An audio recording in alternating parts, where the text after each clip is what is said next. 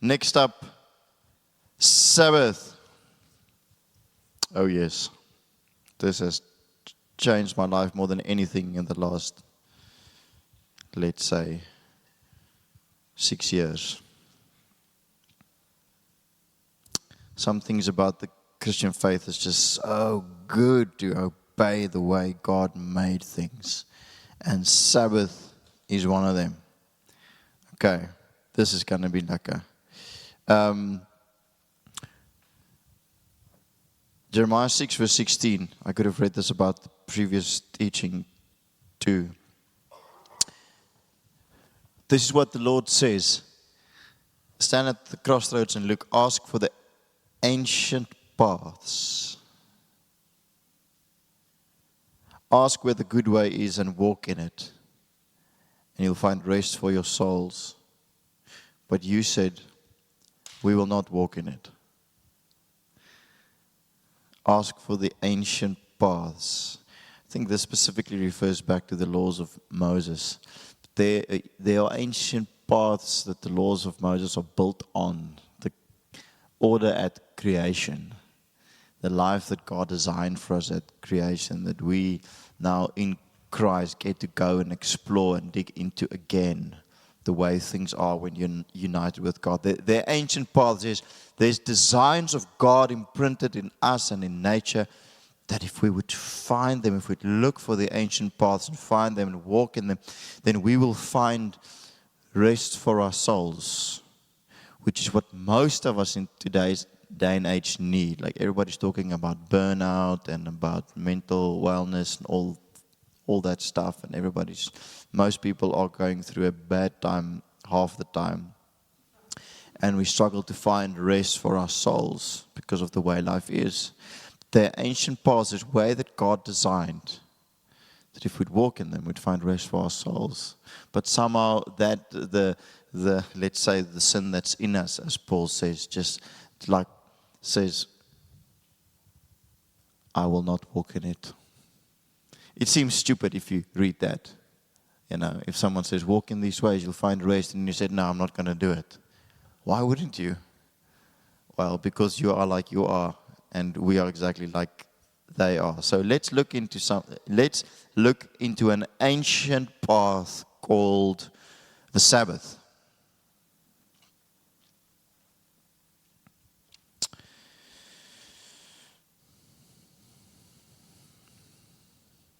Definition of what the Sabbath is. It's a gift given by God, woven into the fabric of human existence at creation.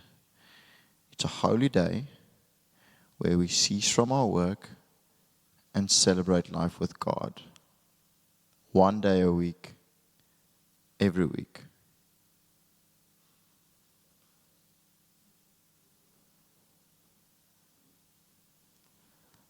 God rested on the seventh day, and He made us in His image,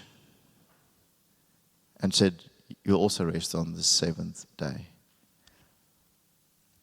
This design of the Sabbath was given at creation. It was the thing that was given at creation. 6 days you'll work, one day you'll rest. That's what I did. That's what you're going to do in my image. We have got God's imprint on us, and we only function if we do it like that. Otherwise, things don't go well. Remember that God didn't do this because He got physically tired. He didn't rest because He was tired. He rested to delight in what He made. He rested to delight in His work, and He rested for the sake of, I think, relationship. That's why He rested. That's why He didn't work evenings, because in the cool of the day He walked in the garden looking for Adam and Eve. When He didn't work, He was there for relationship. And to say that this was good.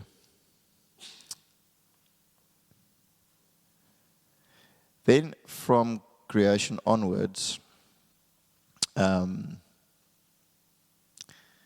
we see that in the Ten Commandments, we know that keeping the Sabbath is one of them. You remember?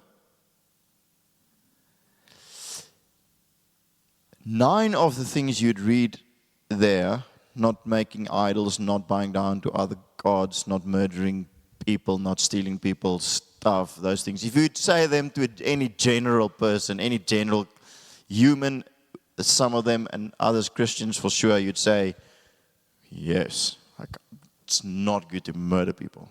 It's not good to make idols. We get that. But then there's one of them that most of the church is really flaky on. And it's the Sabbath. And when we ask you why, you say, but we're not under the law anymore. But I say, but the Sabbath didn't come to us when we were under the law. The Sabbath came before the law. As a matter of fact, the Sabbath is the only one of the 10 commandments that is explicitly given at creation. Way before any of the others were. It came from that story. It's not a legalistic demand on us to keep the Sabbath because Moses heard from God. No. It's been there in the design from the beginning. Now, very interesting. So, you read the 10 Commandments in Exodus chapter?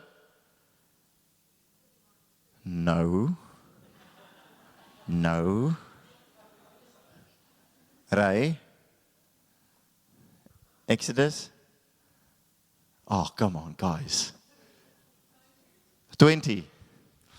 Okay. But asking questions like get your mind going. So, and then it speaks about the Ten Commandments, and then it explains a lot of laws from the Ten Commandments all the way through to Exodus 31. Moses is laying out the law. Okay, the Ten Commandments, and then it ends right at the end of Exodus 31. After all the laws have been given, don't murder people and everything, it ends like this.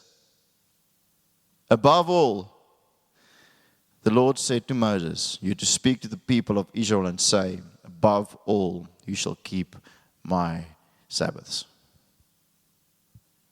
So the commandment that was there, I just found it interesting that was there from creation, that is also reflected in the Ten Commandments, and after all the laws has been given about not murdering people and all that stuff, at the end it just reminds them of one thing. It says, above all, keep my Sabbaths. Isn't that quite something?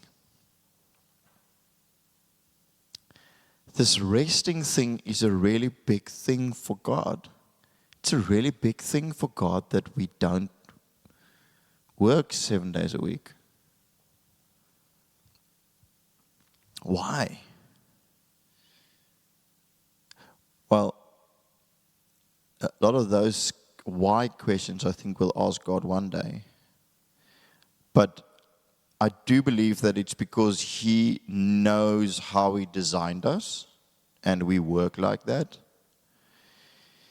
I do also think that He loves it. He loves the way we do life when we don't work, as much as He loves the way we do life when we do work. We do life in a different way when we don't work, do we? There's a part of humanity that comes to the fore when we don't work that I think God really loves. Being social and like being restful and just like being out on your own, like not being at work. I think there's something about that God really loves in us and to be with us in. He loves it when we make time for important relationships as He did, which I think is also what it is for.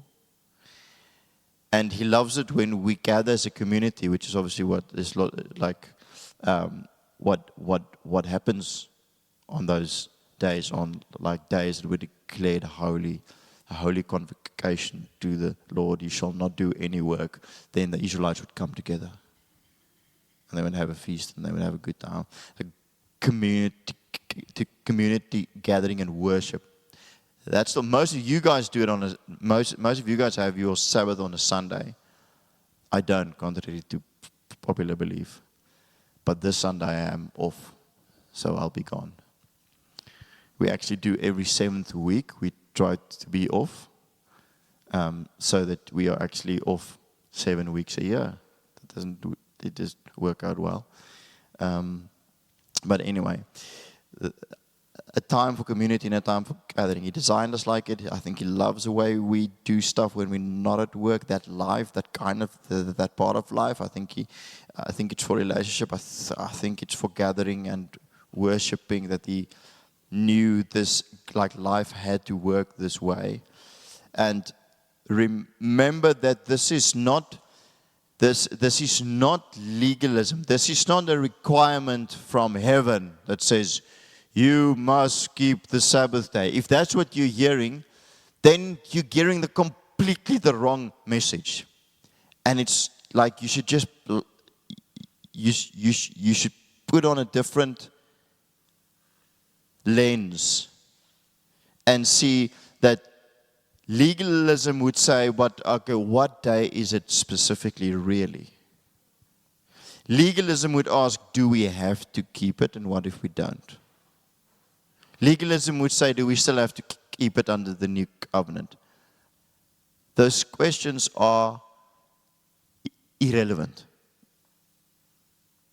They are just questions you can answer and entertain when we accept the legalistic way of living, where we're not freed by grace, but where somehow that's important.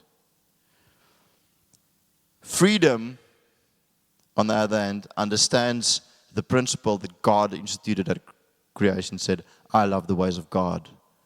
I'm going to do this with God. With me?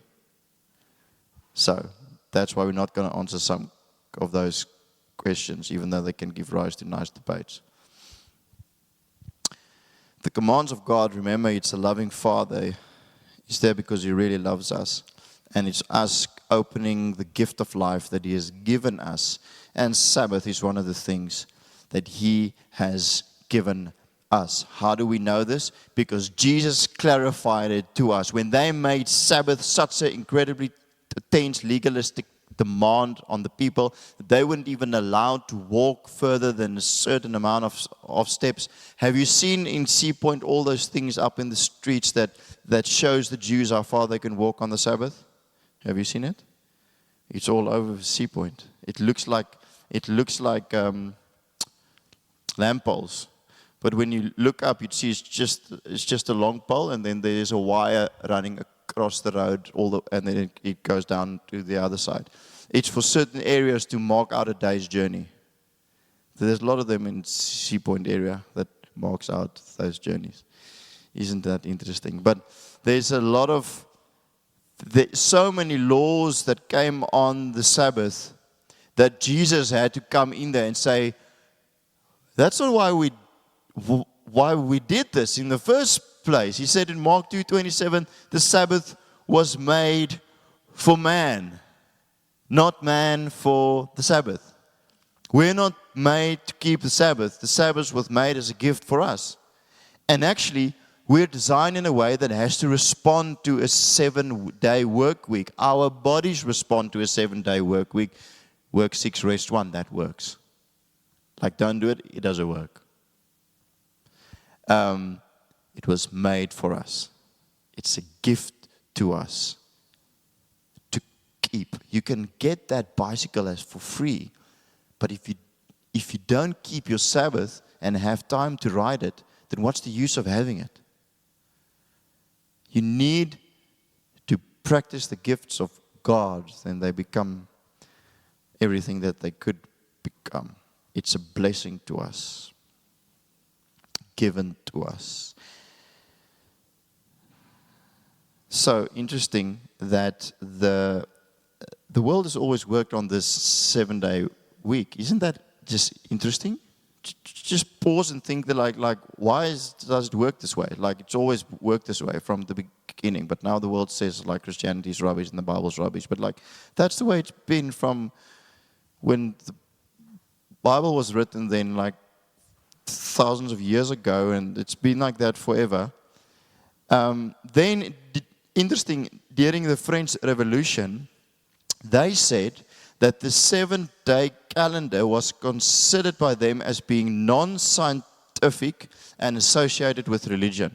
So they chucked out the 7-day work week and they made it a 10-day work week, work 9, rest 1. So they changed the whole calendar so that it would work in 10s. So it was whatever, I don't know what you call the other days. You could probably go and read up. So it's more profit and more profit and more profit for the company you work for, and then you rest 1, but it's not enough. But it was considered non-scientific. Then the whole thing fell apart gloriously, because like the society just said we can't do it. There was an outcry from the people, and supposedly a lot of societal collapses because bodies don't do that. Now, I read in the Armstrong Institute of Biblical Archaeology say that chronobiologists, I don't even know what that means. It's like chronobiologists, I mean, you guys are smart, but they are very smart. Chronobiologists have discovered 7-day patterns in the biology of people, animals, and plants. These patterns include blood pressure cycles, hormone cycles, immune responses, and even heartbeats. Everything works according to the way that God made it. And it just works if it works that way. Otherwise, it doesn't work. And once they try to not work it that way and going straight back to the 7-day thing, which really works. That's cool, eh? Yeah, that's cool. So it's not a legalistic thing at all. So to start summarizing, Sabbath for what? What happens? Why is it good? I gave you a few things earlier that I think might be in there, but these are things that I've found. It helps you to grow in your faith, as does in the same way, more or less, than something like tithing does, and something like fasting does. You're actually saying to God, I'm dependent on you. Very often, we need to work because we need to eat. So then, it's more important for me to work in my mind than to not work. It's more important for me to study and pass. So, unfortunately, God, I'm going to do it. Do not do that. To withhold and say, I'm actually going to rest in faith. I'm going to not work in faith. I'm going to be deliberate. Like when I was a student, got this revelation, and I didn't study on Sundays. That was my day. Exams on Monday, it doesn't matter. I'm not studying on Sunday. It was the most amazing feeling. Everybody would be cramming, sweating. I just wouldn't be studying, thinking, I'm probably not that ready, but I trust God. I would get up Monday morning at 4, but if I never studied between 4 and 8, I wouldn't have passed many exams in my life. So that was the habit anyway. But a life without Sabbath relies on you to make things work. A life that engages it relies on God to make certain things work, to rest and say, but you do it. You do it. It's like fasting in that way. You do it. It's like tithing in that way. It's saying I can actually save, but I'm not. If I tithe, I can't save. So I'd rather tithe and say you do it. It's the same growing in faith thing. It's setting yourself up weekly and saying it would be really good for me to send those 3 emails. I'm not going to. Because you do it. Because you can do so much more. You can do so much more than what I could do if I send those 3 emails. So I'm not going to do it. In faith. Helps me to grow in faith. And that's worship unto God. If you put your trust in Him, that's worship unto God. Without faith, it's impossible to please God. And to take Him at His word and to rest one day and to not work is saying, I trust the way you made things. I trust you make things better when I'm in this flow. And that worships God. More than the fact that just on the Sabbath there's more time to worship God.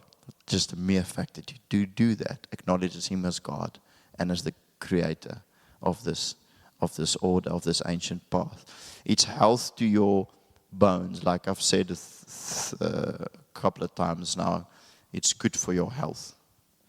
So resting one day is really good for your health. Fasting is really good for your health. There's a lot of things that in God, if you would do them, if you do His ways, then a lot of these issues that we have and these sicknesses that we have and these anxieties that we have would just go away. If we would align to His ways and not see them as legalism, but see them as invitations to the ancient paths that leads to His peace. Relational fulfillment for sure. There is time on a Sabbath to engage. And the life in abundance that you can have when you're not intentionally not going to work on a specific day. You could do life and just experience the blessedness of it. So I've written these two slides that if you do practice Sabbath, you grow in faith by default. You have time to be with God and loved ones. You do things you love and you rest and you get restored and God is glorified by the peace and joy that will become your portion and the fact that you trust the way that He made things. If you do not keep the Sabbath, you just do violence to your own soul. We do violence to those we're in relationship with. We do violence to that which God has called us for because we idolize it. Because it's moving outside the limits God has assigned to mankind, trusting in the strength of the flesh. I was watching Lisa sleep last night and I thought to myself, once again, there's just something about the fact that God has designed us to sleep a third of our lives. We can't function if we don't sleep a third of our lives. Isn't that something? Like God doesn't. We absolutely have to.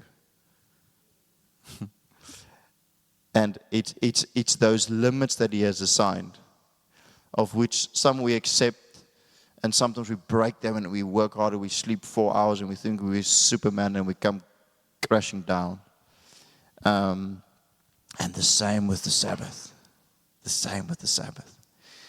The Word of God speaks in Hebrews, it says, be diligent to enter that rest. Now, I think that specific rest refers to the resting from works to earn salvation.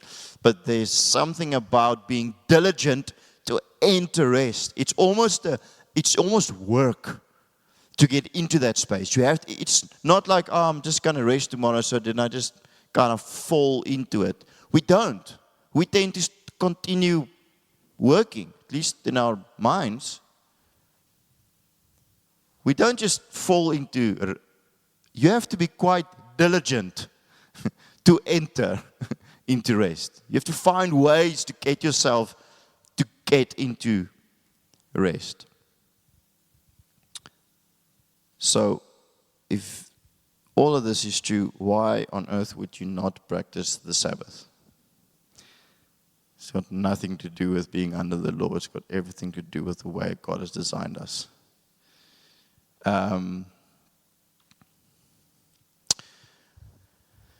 So, I've learned this from Pete Scazzero and John Mark Comer.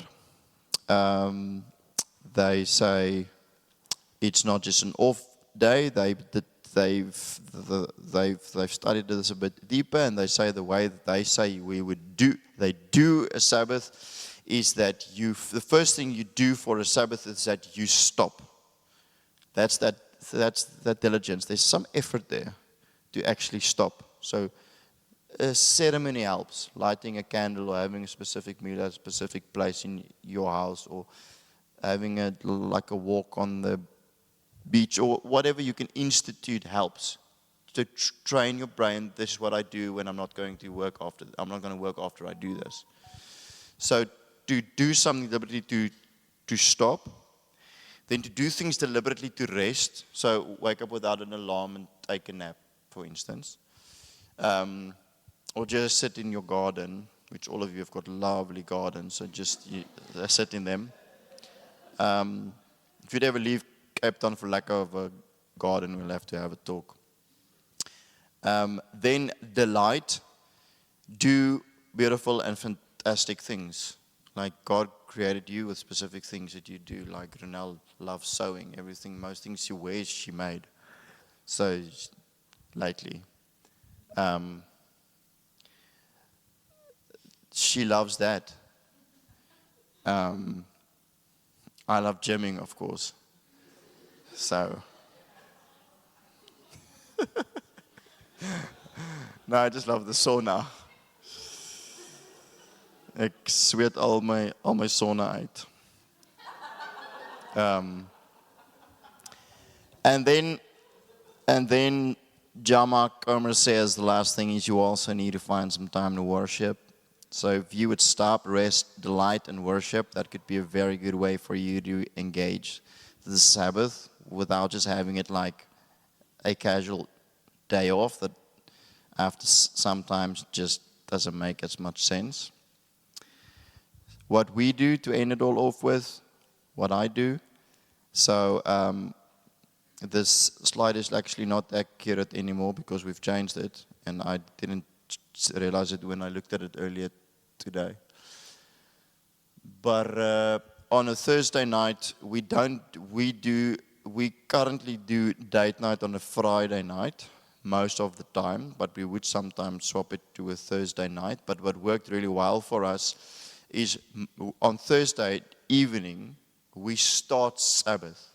You know that's when Sabbath starts? If you're like technical, you don't have to be technical about it. But if you are technical about it, it starts in the evening until the next evening. So that's when they did Sabbath. That's when the Jews would do Sabbath. And so that helps me because if I switch off the night before, then I wake up different. And I enter into that the next morning easier. So we try not to do anything on a Thursday night. And if we do, it's something nice. Like my wife likes to go watch the Philharmonic Orchestra playing or whatever. If we could find babysitters, but my goodness. I'm just joking. We do find babysitters. But if you want to join our babysitters group, you're more than welcome to. It's free of charge. And then we get to do more date nights. But typically we take the night off and rustig. Then the next morning I wake up an hour later than what I usually wake up. And then me and Jock has a habit, and we do one of the things that's the most life-giving thing for me the last 5 years of my life, I don't know. On a Sabbath morning, for me, it's not for him, but for me, it's Sabbath. We go run, and all the way to the waterfront, I or he shares only good news in our life at the moment. We just share good stuff that we're grateful for. That's it. Not allowed to share any other stuff. At first, we moaned a lot. Then we just stopped it.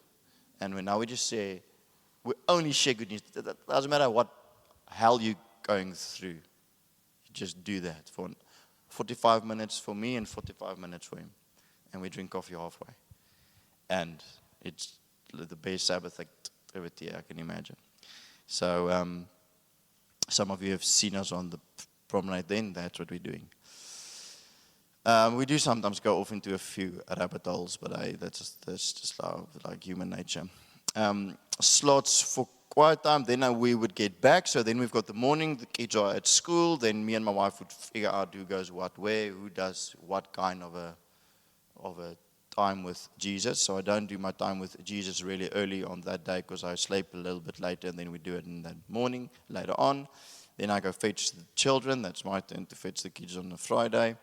And then we come back, and then it's family time and just a relaxed afternoon. And then in the evening, the evenings more on Fridays we do date nights. On Thursdays we felt sometimes that we're crashing into date night. So it helps if we could just first have relaxed a bit and then enter into date night so that we're kinder to each other. And I don't fall asleep before. Okay. Wow. So just do Sabbath. That would be good. Amen.